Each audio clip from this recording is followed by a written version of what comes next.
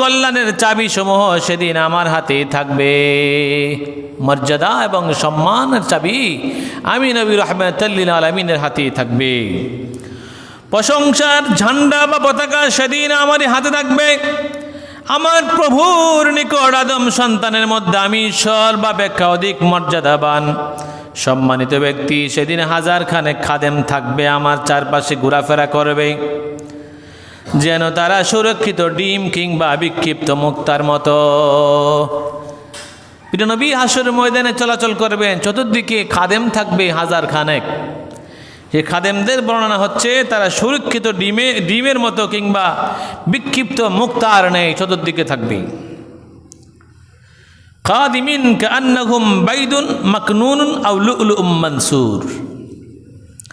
وعن أبي هريرة رضي الله تعالى عن النبي صلى الله عليه وسلم قال فأكسى حلة من حلال الجنة ثم أقوم عن يمين العرش ليس أحد من الخلائق يقوم ذلك المقام غيري। প্রিয় নবী সাল্লাল্লাহু আলাইহি ওয়াসাল্লাম বলেন, হাসরের ময়দানে নেওয়ার পূর্বে আমাকে বেহেশতের পোশাক পরিধান করানো হবে। হাসরের ময়দানে যাওয়ার আগে আমারে জান্নাতের পোশাক পরে দেওয়া হবে। কেউ জান্নাতের পোশাক পরবে না, শুধু আমার নবী, আপনার নবী সাইয়্যিদুল আম্বিয়া রাহমাতাল লিল আলামিন হাসরের ময়দানে যাওয়ার সময় রওজাবাগ থেকে ওঠে উনাকে জান্নাতের পোশাক পরিধান করানো হবে। অতঃপর নবীজি বলেন, আমি আরশের ডান পাশে দাঁড়ায় থাকব, আমি ব্যতীত সৃষ্টি জগতের কেউ উক্ত স্থানে দাঁড়াইতে পারবে না।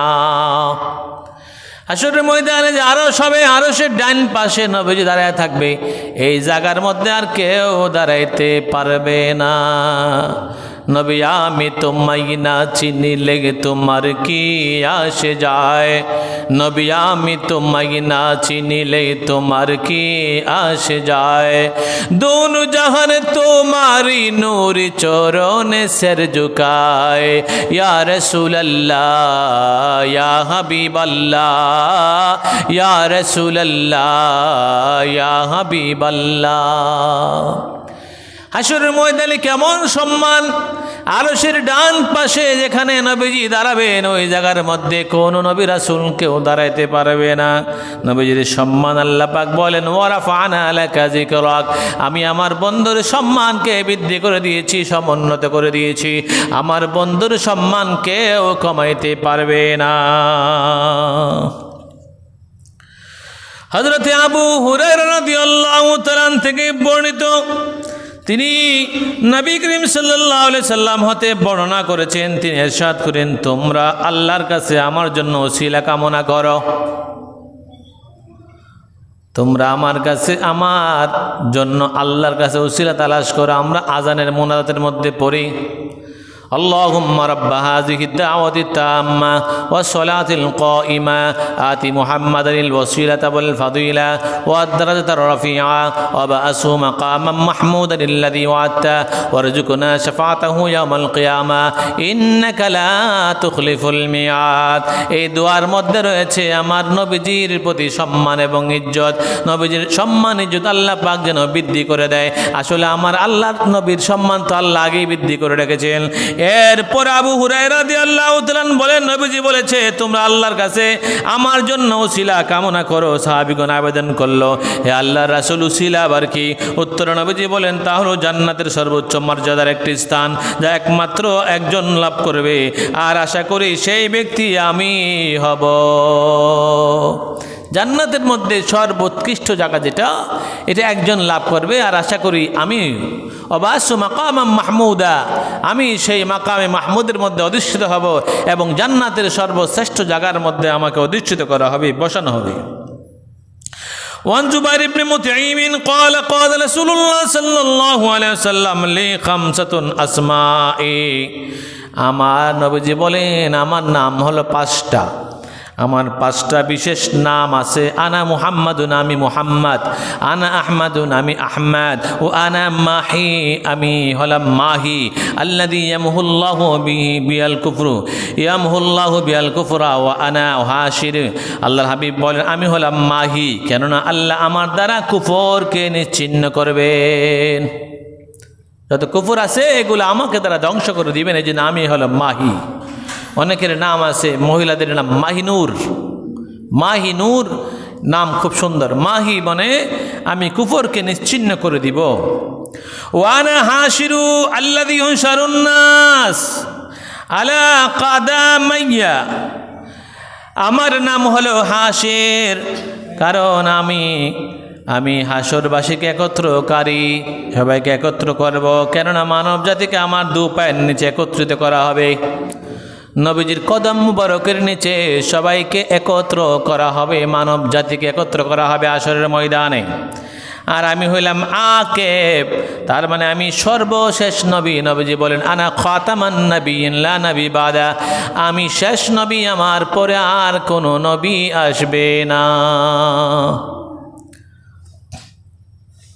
সম্মানিত হাজরিন, রাসূল পাক সাল্লাল্লাহু আলাইহি ওয়াসাল্লামের পরে আর কোনো নবী আসবে না, আল্লাহর ওলিরা আসবে। গাউস আসবে, কুতুব আসবে, আবদাল আসবে, মুত্তাকি আসবে, মুসল্লি আসবে, তাবিগিন আসবে না, তাবিন আসবে না, সাহাবি আসবে না। শুধু আল্লাহর ওলিদের রাস্তা খোলা আছে কিয়ামত পর্যন্ত। যারা আল্লাহর ওলিদের মাজার মানে না তারা ইয়াজিদের লোক, তারা হলো ফেরাউনের লোক, তারা আবু জাহেলের লোক, তারা নমরুদের লোক। কারণ ফেরাউনের কোনো মাজার নাই, নমরুদের কোনো মাজার নাই। মাজার আছে দয়াল নবীজির, মাজার আছে আল্লাহর ওলিদের। যারা আল্লাহর ওলিদেরকে ভালোবাসে পক্ষান্তরে তারা দয়াল নবীকে ভালোবাসে। আর মাজারের মধ্যে শিরিক বেদাত যদি হয়, এগুলো বন্ধ করা সকলের দায়িত্ব, শুধু খাদেমের নয়, সবার দায়িত্ব মাজারের শিরিক বেদাত বন্ধ করে দেওয়া। মাজারের মধ্যে ইসলামিক কার্যকলাপ বন্ধ করার দায়িত্ব প্রত্যেক মুসলমানদের। কিন্তু মাজার ভাঙ্গা যাবে না, মাজার জিয়ারতের জায়গা, আর জিয়ারত করা হলো সুন্নাত। وعن ثوبان قال قال رسول الله صلى الله عليه وسلم إن الله زوالي الأرض فرأيت مشارقها ومغاربها وإن أمتي سيبلغ ملكها ما زوي لي منها وأوتيت كنزين الأحمر والأبيض। তিনি নবী ইরশাদ করেন, নিশ্চয়ই আল্লাহ আমার জন্য পৃথিবীকে সংকুচিত করেছেন, পৃথিবীকে একদম ছোট্ট করে দিয়েছেন। গাউসে আব্দুল কাদের জিলানী, বরবি আব্দুল কাদের জিলানী বাগদাদি রহমাতুল্লাহি আলাইহি বলেন, নাজারতু ইলা বিলাদিল্লাহি জামআন কা খারদালাতিন আলা হুকমে ইত্তিসাল, আমি নজর করে দেখি পুরা পৃথিবীটা একটা সরিষার রায়, সরিষার দানার সমান দেখা যায়। অলিদের অলিহ যিনি গাউসুল আজম জিলানী, অলিহিদের অলিহ যিনি গাউসুল আজম জিলানী, বাগদাদে জন্ম কুতুবে রাব্বানী, বাগদাদে জন্ম কুতুবে রাব্বানী।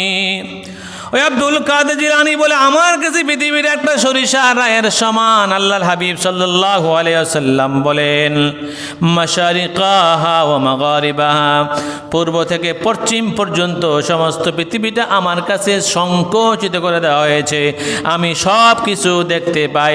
নিশ্চয় আমার উম্মত জুড়েই সে পর্যন্ত তাদের রাজত্ব পৌঁছে যাবে। আমি যদ্দূর দেখতেছি পূর্ব থেকে পশ্চিম পর্যন্ত সমস্ত পৃথিবীতে আমার উম্মতের রাজত্ব চলে যাবে। এই জন্য সারা বিশ্বের মধ্যে দেখা যাচ্ছে মুসলিম কান্ট্রি মোটামুটি কম না, অনেকগুলা মুসলিম কান্ট্রি, মুসলমান পূর্ব থেকে পশ্চিম পর্যন্ত রয়েছে। আর আমাকে অতীতুল কানজাইনি আল আহমারা ওয়াল আবিয়াদা, আর আমাকে দুটি ধন ভাণ্ডার দেওয়া হয়েছে, একটি হলো লাল আর একটি হলো সাদা, অর্থাৎ কিসরা ও কাইসারকে ধন ভাণ্ডার বলা হয়। وعن عطاء بن يسار قال لقيت عبد الله بن عمرو بن عاص قلت أخبرني عن صفات رسول الله صلى الله عليه وسلم في التوراة قال أجل والله إنه لا موصوف في التوراة ببعض صفاته في القرآن يا أيها النبي إنا أرسلناك شاهدا ومبشرا ونذيرا। সম্মানিত হাজিরিন, রাসূল দুজাহান সাল্লাল্লাহু আলাইহি ওয়াসাল্লামের সাহাবী হযরত আব্দুল্লাহ ইবনে আমর ইবনে আসের সাথে সাক্ষাৎ করেছেন হযরত আতা ইবনে ইয়াসির। তারপর সেখানে আলোচনা হয়েছে তাওরাতে রাসূলুল্লাহ সাল্লাল্লাহু আলাইহি ওয়াসাল্লামের যে গুণ বর্ণিত আছে সেই সম্পর্কে আমাকে অবহিত করুন। তো ওই সাহাবী আব্দুল্লাহ ইবনে আমর ইবনে আস উনি উত্তর দিলেন, হ্যাঁ আল্লাহর শপথ করে বলি, তাওরাতে বর্ণিত কতক গুণাবলী যা কুরআনে আছে, যেটা ওমা ইয়া আইয়ুহান নাবিয়্যু, হে নবী, ইন্না আরসালনাকা, নিশ্চয় আমি আপনাকে প্রেরণ করেছি, শাহিদা ও মুবাশশিরা ও নাজিরা, সাক্ষীদাতা হিসাবে, সুসংবাদদাতা হিসাবে এবং ভয় প্রদর্শনকারী হিসাবে। এটা তাওরাতেও লেখা আছে। وحرزا للأميين أنت عبدي ورسولي سميتك المتوكل ليس بفز ولا غليظ ولا سخاب في الأسواق। হে নবী, আমি আপনাকে সাক্ষ্যদাতা, সুসংবাদদাতা, সতর্ককারী, উম্মতের রক্ষাকারী হিসেবে পাঠিয়েছি। আপনি আমার বান্দা এবং রাসূল। আপনি আপনার নাম মুতাওয়াক্কিল, ভরসাকারী রেখেছি। আমি আপনার নাম মুতাওয়াক্কিল, ভরসাকারী রেখেছি। দেখেন, অনেকে বলবে এটা শিরিক। একটু মনোযোগ, হাদিসের মধ্যে আসছে যে হে নবী, আমি আপনার নাম মুতাওয়াক্কিল রেখেছি, তার মানে ভরসাকারী, ভরসাকারী রাখা হয়েছে প্রিয় নবীর নাম। আপনি বদ স্বভাবের, কঠোর হৃদয়ের অধিকারী এবং বাজারের ঝগড়াঝাটি হই হুল্লা করেন না। নবীজির কোনো বদ স্বভাবের নয়, হই হুল্লাকারী নয়। রাসূল পাক সাল্লাল্লাহু আলাইহি সাল্লাম হৃদয় কঠোর হৃদয় না, একবারে নরম হৃদয় রাসূল পাক সাল্লাল্লাহু আলাইহি সাল্লামের।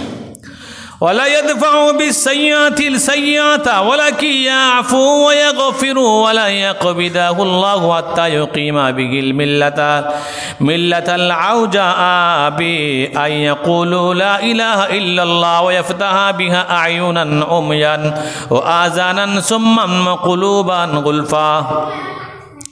আর তিনি কোনো মন্দ দ্বারা মন্দকে প্রতিহত করবেন না। একজন আমাকে মারছে, আমি তাকে মারব, এরকম না। একজন একটা গালি আমাকে দিছে, আমি তাকে গালি দিব, এরকম। এটা আমাদের অভ্যাস। কিন্তু প্রিয় নবী কোনো মন্দ দ্বারা মন্দকে প্রতিহত করেন না, করবেন না। এবং তিনি অপরাধ ক্ষমা করবেন এবং দোয়া করবেন।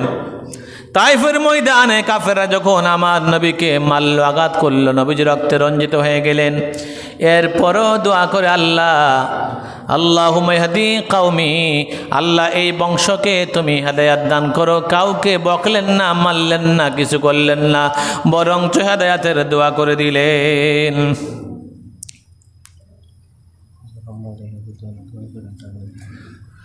সম্মানিত হাজিরিন, তিনি অপরাধ ক্ষমা করবেন এবং দোয়া করবেন, আর আল্লাহ তাকে ততদিন পর্যন্ত দুনিয়া হতে উঠে নেবেন না যতদিন বক্র জাতিকে তার দ্বারা সৎ পথের উপর প্রতিষ্ঠিত করবেন। অর্থাৎ যতক্ষণ পর্যন্ত লোকজন লা ইলাহা ইল্লাল্লাহর উপর বিশ্বাস না করে। এই কালিমা দ্বারা তিনি অন্ধকে চক্ষুওয়ালা, বধিরকে শ্রবণকারী এবং বদ্ধ অন্তরকে স্বচ্ছ অন্তর করবেন। নবীজি ইসলামের জন্য দাওয়াত দিয়ে মানুষকে খারাপ রাস্তা থেকে ফিরে আনবেন ততক্ষণ পর্যন্ত উনি দুনিয়ার বুকে থাকবেন। আল্লাহ পাক সুবহানাহু ওয়া তাআলা বলেন, ওয়াইয ক্বালা ঈসা ইবনে মারইয়াম ইয়া বানি ইসরাঈল ইন্নী রাসূলুল্লাহি ইলাইকুম মুসাদ্দিকাল লিমা বাইনা ইয়াদাইয়া মিনাত তাওরাতি ওয়া মুবাশশিরাম বিরাসূলিন ইয়াতি মিন বাদি ইসমুহু আহমাদু ফালাম্মা জাআহুম বিল বায়িনাতি ক্বালু হাযা সিহরুম মুবিন। প্রিয় নবী রাসূল পাক সাল্লাল্লাহু আলাইহি সাল্লাম সম্পর্কে আয়াতের মধ্যে আসছে, স্মরণ করুন যখন মরিয়মের ছেলে ঈসা আলাইহিস সালাম বললেন, গভীর মনোযোগ। আমি আরেকদিন বলেছি, আজকেও বলি, আপনাকে যদি আমি বলি স্মরণ করুন, তাহলে বোঝা গেল এই ঘটনা যখন ঘটে তখন আপনি আর আমি ছিলাম।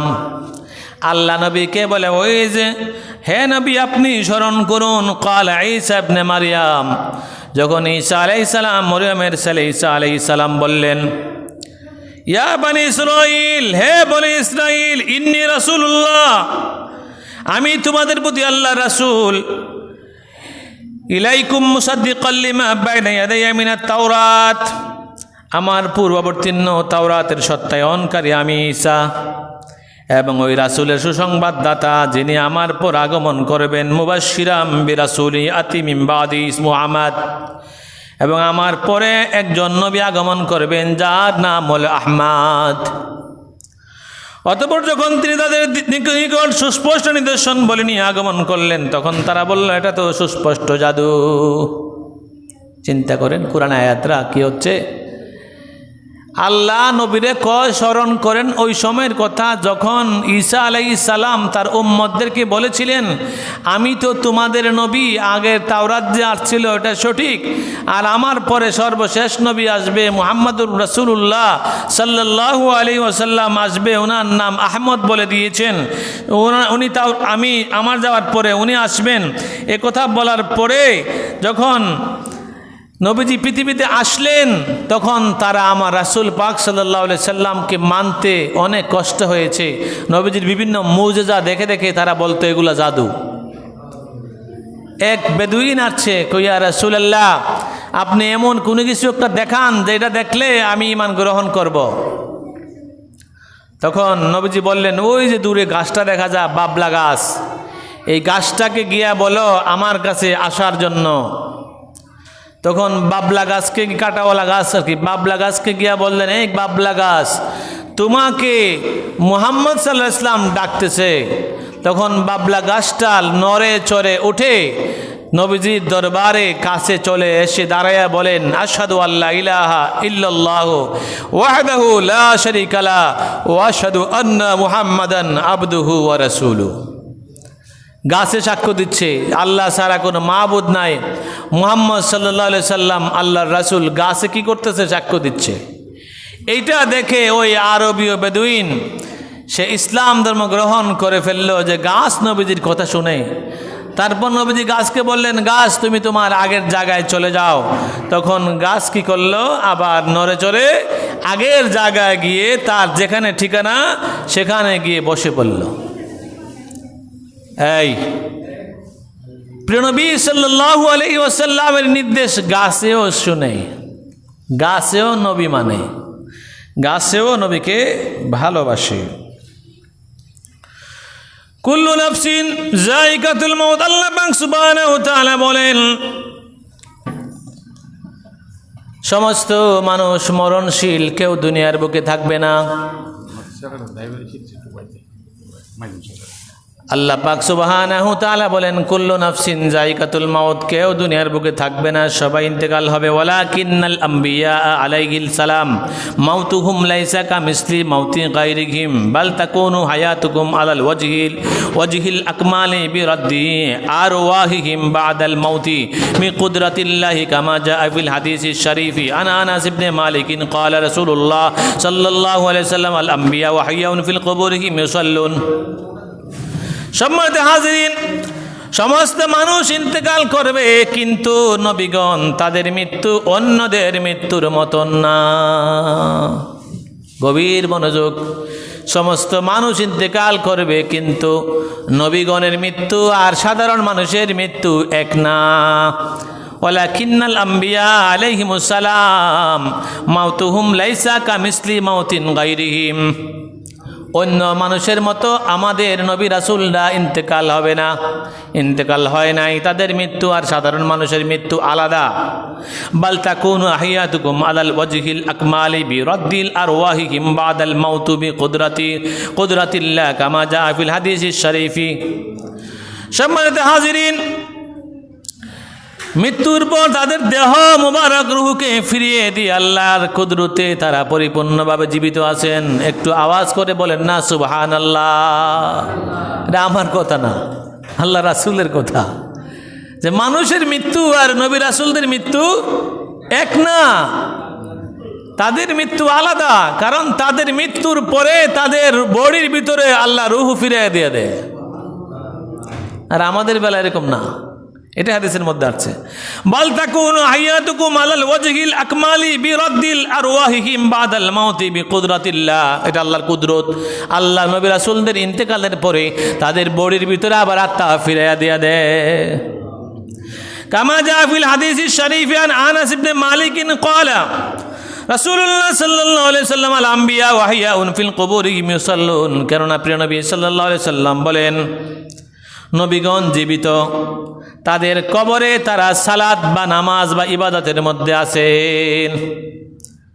আল আম্বিয়া ইয়াহয়ুন ফিল কুবুরিহিম ইউসাল্লুন, আম্বিয়া আলাইহিস সালামরা জীবিত, কবরের মধ্যে তারা জীবিত এবং সেখানে তারা নামাজ পড়ে এবং তারা জীবিকা প্রাপ্ত হয়, রিজিক প্রাপ্ত হয়, খাবার খায়। وعن أبي هريرة قال قال رسول الله صلى الله عليه وسلم بل رأيتني في جماعتي من الأنبياء فإذا موسى قائم يصلي فإذا رجل ضرب جعد كأنهم من رجال شنواتي وإذا عيسى بن مريم عليه السلام قائم يصلي أقرب الناس به شبها عروة بن مسعود بن ثقفي وإذا إبراهيم قائم يصلي أشبع الناس به صاحبكم يعني نفسه فحانات صلاتي فأممتهم রাহুল মুসলিম। প্রিয় নবী সাল্লাল্লাহু আলাইহি সাল্লাম বলেন, রাসূল পাক সাল্লাল্লাহু আলাইহি সাল্লাম বলেন, আমি নিজেকে মেরাজের রজনীতে একদল নবীগণের মাঝে দেখলাম। আমি একদল নবীদের মাঝে দেখলাম কোথায়? বাইতুল মুকাদ্দাসে। আয়া মোরা বড় ভাগ্যবান, মোদের রাসূল আল্লাহর মেহমান। লক্ষ নবী আকসা মসজিদে মোর নবীকে স্বাগতম বলে। লক্ষ নবী আকসা মসজিদে মোর নবীকে সালাম বলে। ইমাম হয়া মার নবীজি, ইমাম হয়া মার নবীজি, সব নবী মুসল্লি হন, মোদের রাসূল আল্লাহর মেহমান। আয়া মোরা বড় ভাগ্যবান, মোদের রাসূল আল্লাহর মেহমান। প্রিয় নবী সাল্লাল্লাহু আলাইহি সাল্লাম বলেন, মেরাজের রাত্রে আমি দেখলাম আমি একদল নবীগণের মাঝে আছি। দেখলাম মুসা আলাইহিস সালাম দাঁড়ায় নামাজ পড়তেছে।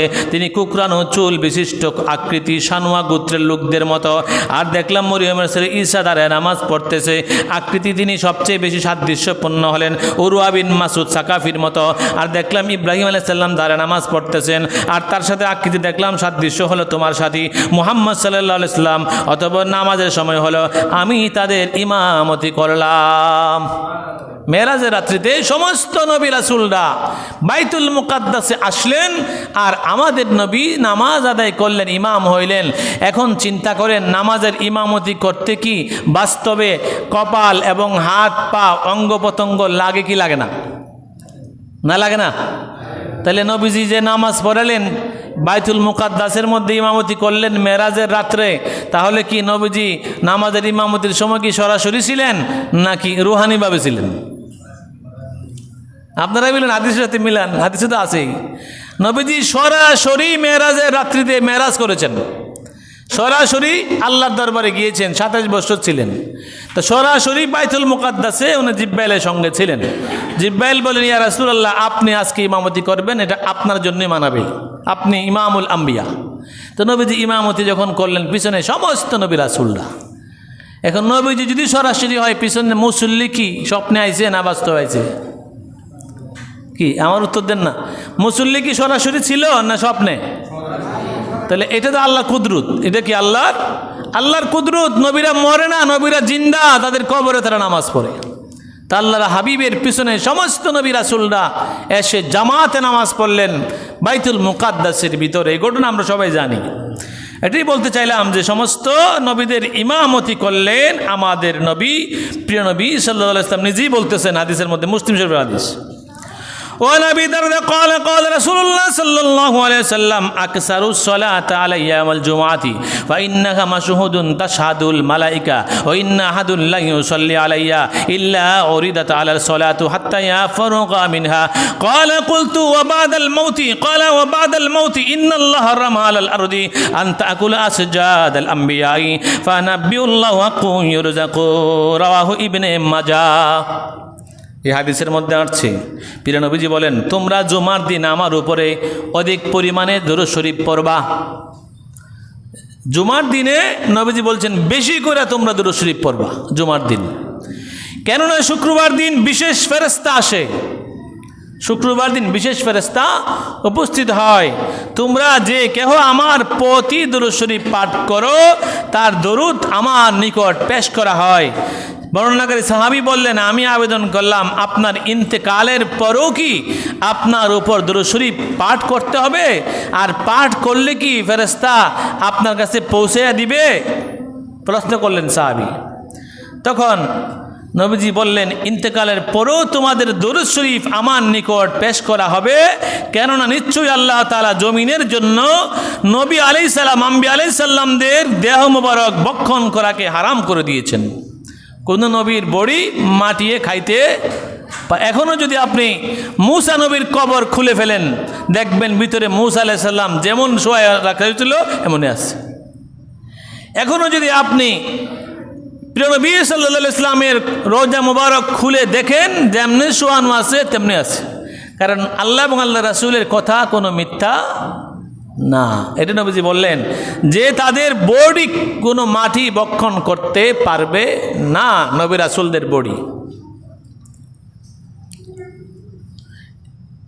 তারপরে বলা হয়েছে ইউরজাক, মানে তাদের কবরে খাবার দেওয়া হয়, রিজিক দেওয়া হয় কবরের ভিতরে নবী রাসূলদেরকে। وعن أنس أن النبي صلى الله عليه وسلم قال الأنبياء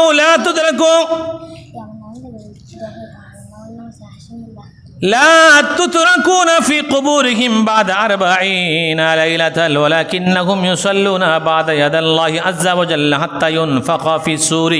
প্রিয় নবী সাল্লাল্লাহু আলাইহি সাল্লাম বলেন, নিশ্চয়ই নবীগণকে 40 রাতের পর তাদের কবরে ফেলে রাখা হয় না, বরং সিংহায় ফু দেওয়া পর্যন্ত তারা আল্লাহ তাআলার সম্মুখে নামাজ আদায় করেন। নবী রাসূলরা আল্লাহর দরবারে নামাজ আদায় করেন, কিয়ামত পর্যন্ত নামাজ পড়বেন কবরের ভিতরে, রওজার ভিতরে।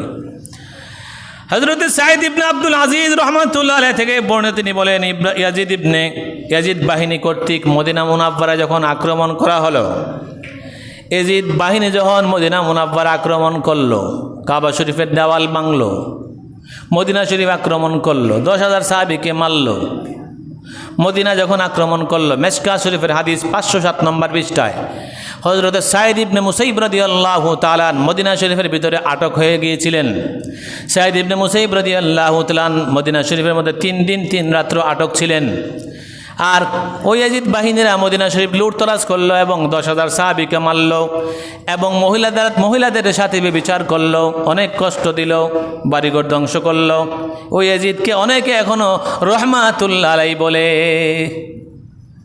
ওই ইয়াজিদকে এখনো বলে, ইয়াজিদ ভালো লোক ছিলেন, নামাজি ছিলেন, ইয়াজিদ 100 রাকাত নামাজ পড়তেন, রোজা রাখতেন, বড় মাওলানা ছিলেন, এরকম এখনো অনেক মানুষে বলে, ফেসবুকে পাওয়া যায়, হুজুরই তারা। ওই ইয়াজিদ বাহিনী ইয়াজিদের নির্দেশে মদিনা শরীফের 10,000 সাহাবীকে মারলেন, মহিলাদের সঙ্গে ব্যভিচার করলেন, দর্শন করলেন, বাড়িঘর লুট করলেন। মদিনা শরীফের মধ্যেই উট গুড়া নিয়ে বেঁধে রাখলেন, গোয়ালঘর বানালেন। মদিনা শরীফের রওজার ভিতরে গোয়ালঘর বানালেন ইয়াজিদ বাহিনী।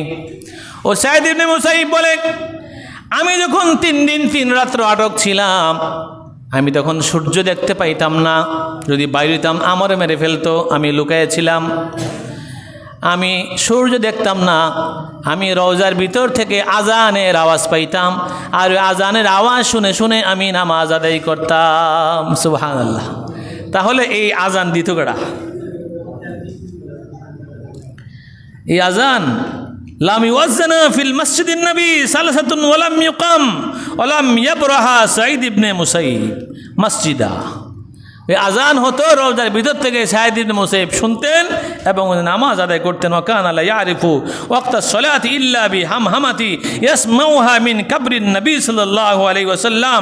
রওজা শরীফ, নবীজি রওজা শরীফ থেকে এই আজানের ধ্বনি বের হতো। তাহলে প্রিয় নবী হযরত আবু বকর সিদ্দিক, ওমর ফারুক আজম, ওনারা রওজা পাকের মধ্যে জিন্দা, ওনারা সেখানে নামাজ আদায় করেন। قال الامام القسطلاني لا فرق بين موته وحياته في مشاهدته لامته ومعرفته باحوالهم ونياتهم وعزائمهم وخواطرهم وذلك عنده جلي لا خفاء به। হযরত কুস্তালানী রহমাতুল্লাহ আলাইহি, হযরত ইমাম কুস্তালানী রহমাতুল্লাহ আলাইহি বলেছেন, রাসূলুল্লাহ সাল্লাল্লাহু আলাইহি ওয়াসাল্লামের জন্য তার উম্মতের আমল দেখা, তাদের অবস্থা, তাদের নিয়ত, তাদের ইচ্ছা বাসনা জানার ব্যাপারে তার ইন্তেকাল ও হায়াত উভয়ের মাঝে কোনো পার্থক্য নাই। ইমাম কুস্তালানী উনি একজন প্রখ্যাত আল্লাহর ওলি ছিলেন, অনেক কিতাব উনি লিখেছেন। ইমাম কুস্তালানী বলেছেন, প্রিয় নবীর জন্য তার উম্মতের আমল দেখা, আমরা কি আমল করি, এই আমলটা নবীজি দেখেন, তাদের অবস্থা, উম্মতের কি পরিবেশ পরিস্থিতি আছে অবস্থা, এবং উম্মতের কি নিয়ত, উম্মতের কি ইচ্ছা বাসনা, সব কিছু নবীজি দুনিয়া থাকতে যেমন দেখেছেন, ইন্তেকালের পরও তা দেখেন। সকলে বলে সুবহানাল্লাহ।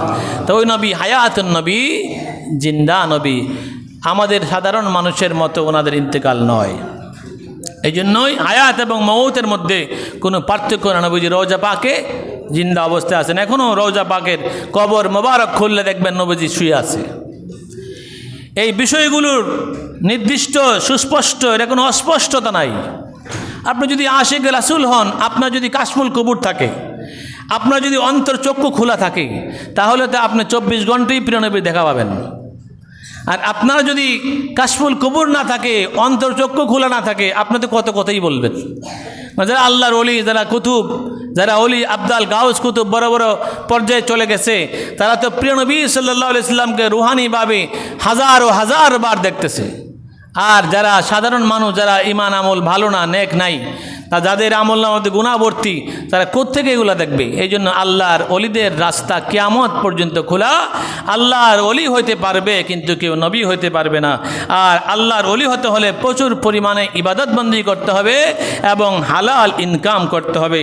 আল্লাহ পাক সুবহানাহু তাআলা আমাদেরকে প্রিয় নবী সাল্লাল্লাহু আলাইহি ওয়াসাল্লামের দিদার নসিব করুক, সকলে বলে আমিন। সম্মানিত হাজিরিন, তাফসীর রুহুল মানিতে আছে নিশ্চয়ই নবী করিম সাল্লাল্লাহু আলাইহি ওয়াসাল্লাম শারীরিক ও আত্মিকভাবে জীবিত। রুহুল মানে তাফসীরের নাম। নবীজি শারীরিকভাবে এবং আত্মিকভাবে জীবিত। তিনি ক্ষমতা প্রয়োগ করেন এবং জমিনের বিভিন্ন প্রান্তে এবং ঊর্ধ্ব জগতে ভ্রমণ করেন। ইন্তেকালের পূর্বে যে অবস্থা ছিল তার থেকে এখন কিছুই পরিবর্তন হয়নি, কিন্তু তিনি বাহ্যিক দৃষ্টির আড়ালে চলে গেছে। যেখানে ফেরেশতাগণ তারা শরীরে জীবিত থাকা সত্ত্বেও দৃষ্টি থেকে অদৃশ্য। ফেরেশতা যেমন আমরা দেখি না, নবী এখন রোজার ভিতরে আছে, আমরা দেখি না। অতঃপর মহান আল্লাহ তাকে দেখার, যাকে সম্মানিত করতে চান তাকে অনেক পর্দা উঠে দেখায় দেন। যাদেরকে আল্লাহ সম্মানিত করতে চান তাদের অন্তর চক্ষু খুলে দেন, চোখের পর্দা সরিয়ে দেন, তারা নবীজি দিদার পেয়ে যায়। সুতরাং সেই ব্যক্তি রাসূলুল্লাহ সাল্লাল্লাহু আলাইহি ওয়াসাল্লামকে ওই আকৃতিতে দেখেন যে আকৃতিতে তিনি আছেন। আল্লাহ পাক সুবহানাহু ওয়া তাআলা আমাদেরকে দয়াল নবীজির জিয়ারত দিদার নসিব করুক, সকলে বলে আমিন। ওয়া মা আলাইনা ইল্লাল বালাগ। আসসালামু আলাইকুম ওয়া রাহমাতুল্লাহি ওয়া বারাকাতুহু।